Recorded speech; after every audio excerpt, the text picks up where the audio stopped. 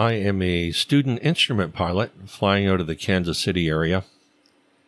So I thought I would try to use X-Plane on my home system to do a ILS flight,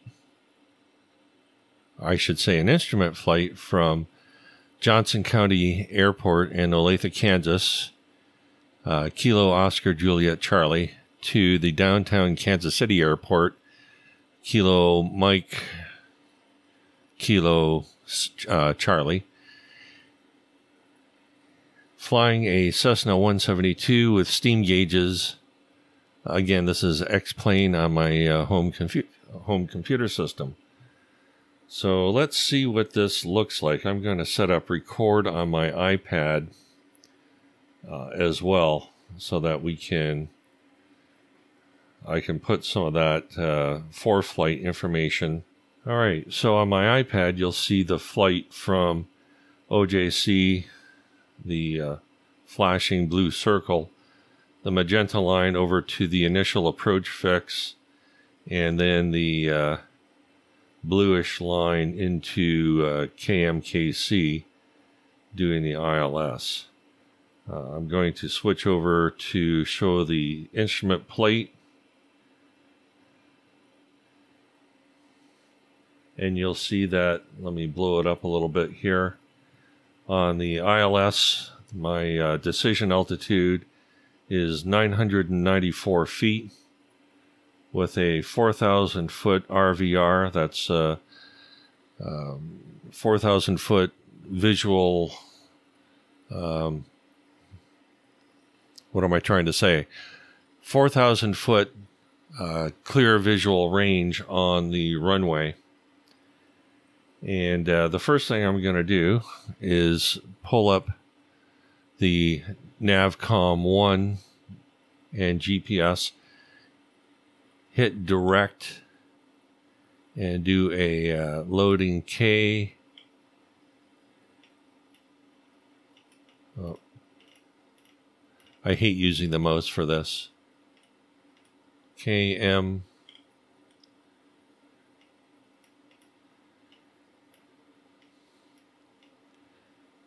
KC, enter, and enter again to activate that. So you can see on the GPS my magenta line is there. I'm going to select an approach, so I'm going to do the ILS for 03, and I'm going to use the Olathe initial approach fix. I'm just going to load it because I'm still on the ground. And then looking at my iPad, I'm going to load the ATIS on my COM2, which is 120.75. That's already in there right here. And Kansas City Approach is 118.4. That's on the standby of the first COM, shown by my mouse here. 133.3 is my downtown, but what I'm going to do, I'm going to switch that and put the, just to be fair, put the Johnson County Executive Airport frequency, tower frequency in there, which is 126.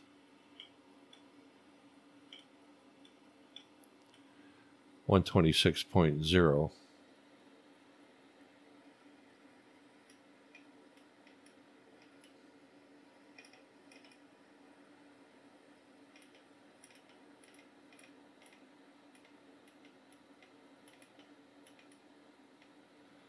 All right, I'll put that in active. Once I get airborne, I'll put the downtown airport tower frequency in there. But realistically, this is what would be set up right here. So the ILS frequency for that airport is, looking at my iPad, 111.75. I have that in here. I'm going to also put it on my secondary just to have some redundancy. So I'll push this to get that highlighted cursor down here, and I will load 111.75. Whoops. 75. I'll make that active. And looking at my iPad on the ILS plate, the missed approach is climbing to 3,000, heading 35 degrees on the ANX Vortac to radial 295. The ANX Vortac is right here. The Napoleon ANX is 114.0. So that is here on the secondary or the standby frequency of nav 1. I will also program that in for nav 2 again, just for redundancy. So that's 114.0.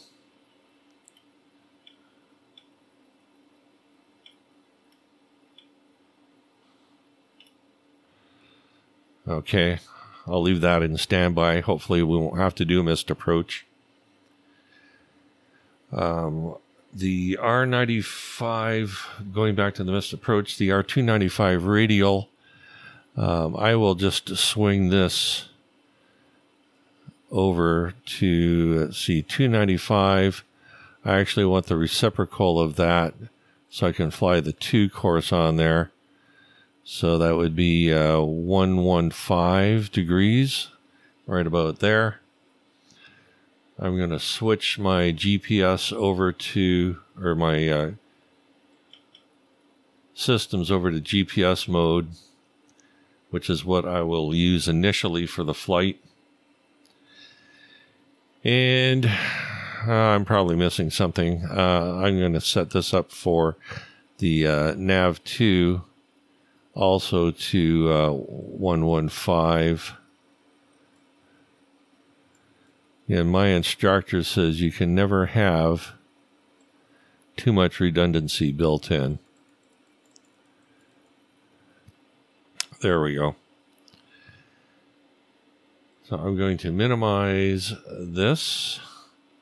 I might just leave this GPS box up in the window here. I've got overcast clouds set somewhere around, I don't know, 400 or 500 feet AGL. We'll see how that works out.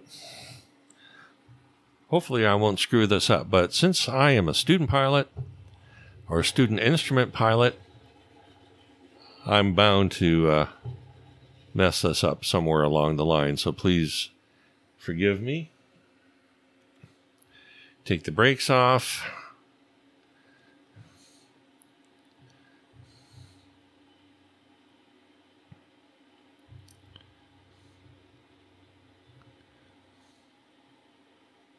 Approaching runway 18. Entered runway 18. 4,000 feet remaining. So that's my Foreflight talking to me on my iPad. Well, I sort of overshot that.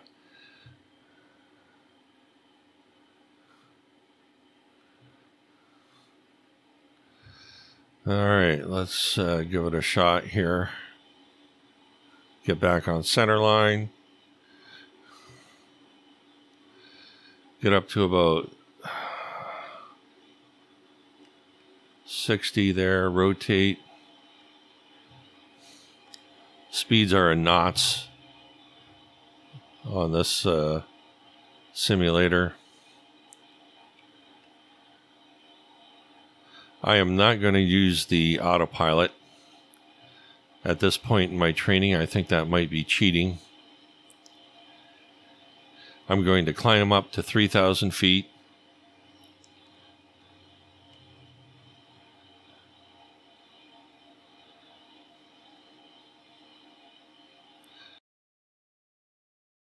Here we are in the clouds.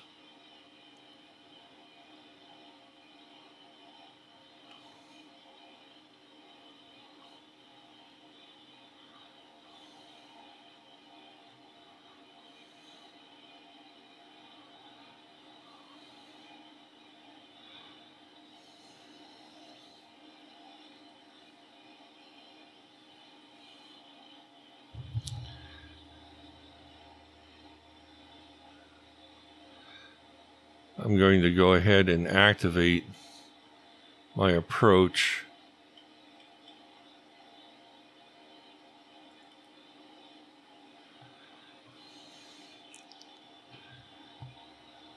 See, my desired track in the upper left-hand corner of my GPS is 322 degrees. I'm going to go ahead and do a standard rate turn, which is somewhere around 20 degrees.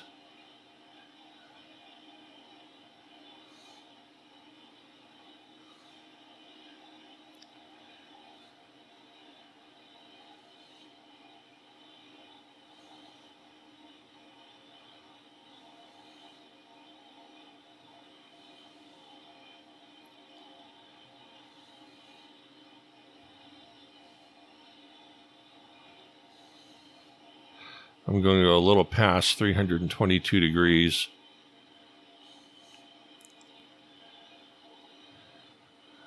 Because I am to the left of the course.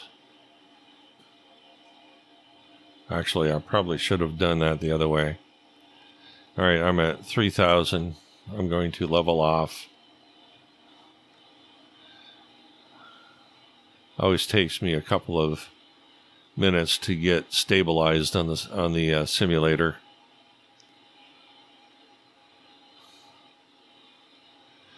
Okay.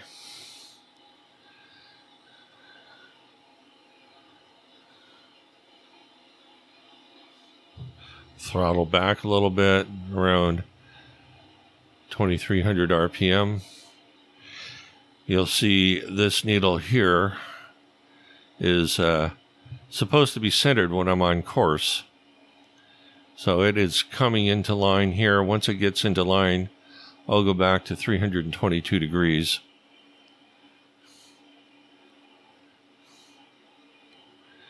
Watch your altitude here, Kev. All right, I'm going to slowly drift back to 322 degrees.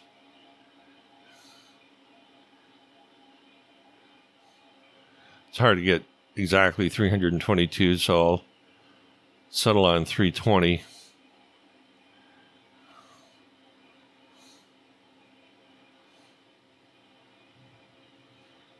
All right, slowly climb back up to 3,000. I am 1 mile, 0.9 miles from my initial approach fix, which is Olathe.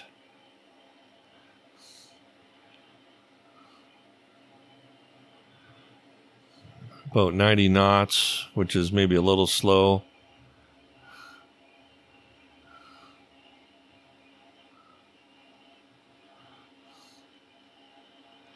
All right, Hepto, so I need to turn to 35 degrees. Should really be using my heading bug. Heading bug is already on 35 degrees from a previous attempt, so I'll leave that there.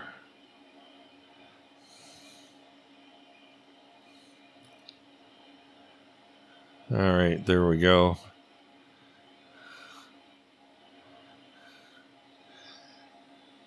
Now I'm going to switch over to, actually I should have switched over to approach, which is 118. Tower at Olathe would have told me to do that. Now I'm going to change this frequency to 133.3.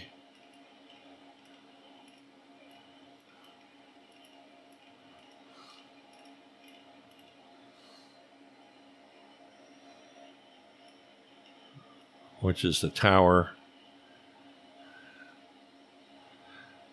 My yoke has a tendency to drift off to the right if I don't keep an eye on it.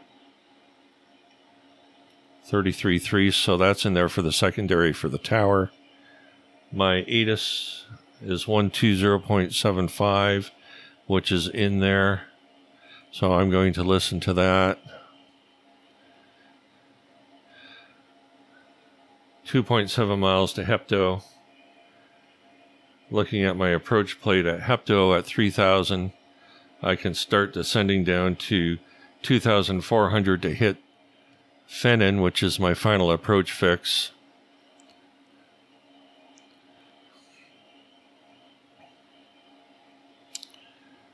I'm already above 3,000. I'll start coming down a little bit now. 2 miles to Fenton. Right there is the 2 mile.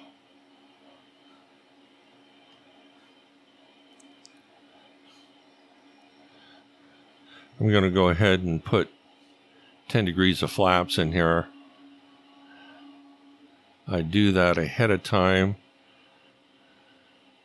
Once my speed is at the proper or below the proper point,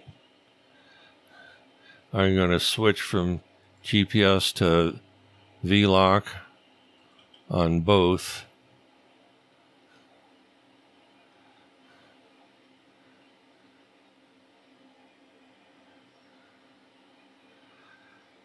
Get down to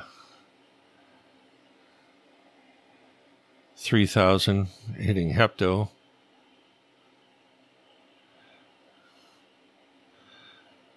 Over here you can see I'm a little bit to the left of the course. My glide path is way up there. I'm not going to worry about that yet.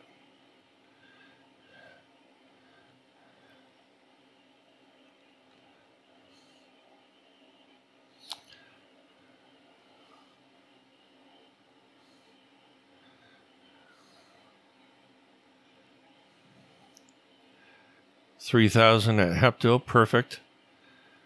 Go down a little bit now, 2,400 to Fenton. Try and get somewhere around a 500 foot per minute descent. Again, I don't want to get below 2,400 until I hit Fenton. At which point I should see my glide slope come in. Actually, I'll probably see it come in a little bit before that. A little bit before that point, but we'll see. I'm going to be at 2,400 well before Fenton. I'm going to have to level off. I'm going to level off now. Like I said, I'm a student instrument pilot. I'm not going to be perfect at this. Sometimes I wonder how much error the simulator introduces on its own.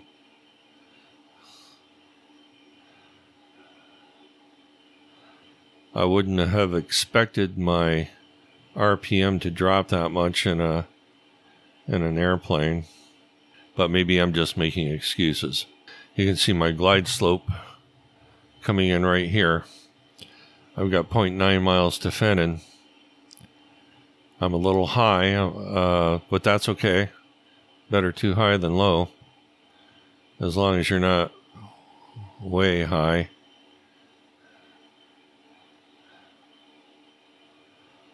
I am to the left of the ILS, of the localizer, I should say. So I'm going to come to the right. The glide path is right on.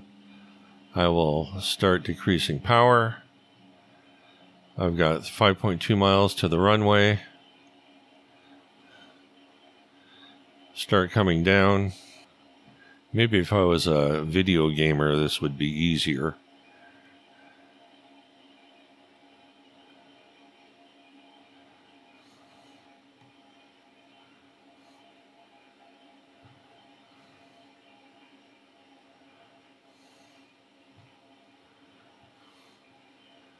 Take a little bit more power out. I'm high. If the needle is low on the glide slope, I have to go lower.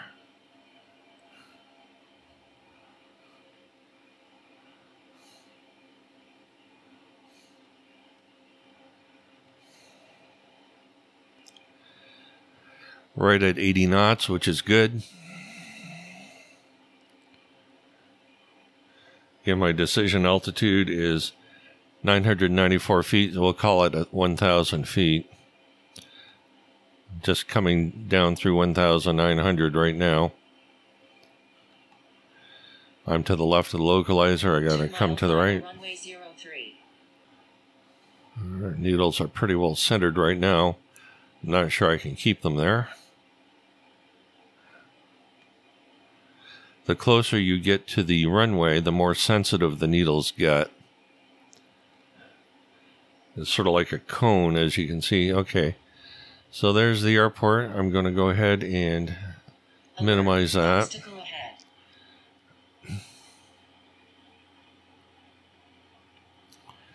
Now the lights on the runway to the left of the runway right here indicate a visual glide slope.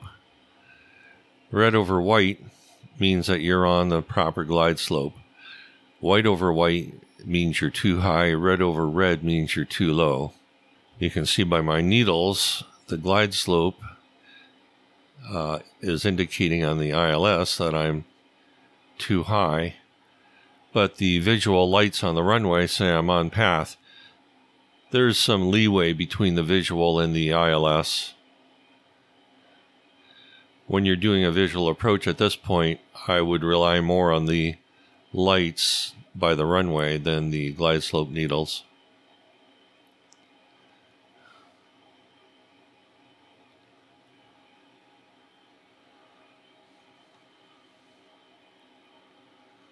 Oh, be forewarned, landing a simulated airplane is not as easy, hard to believe, than landing a real airplane. You can see the lights turn red over red, but that's okay. I am on the runway, or I've got the runway made. Pull the throttle back.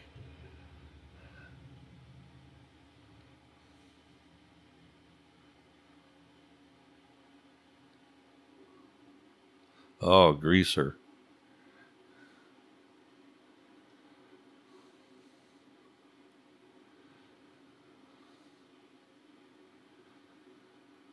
So that was a pretty easy approach. There was no holds, there was no procedure turns.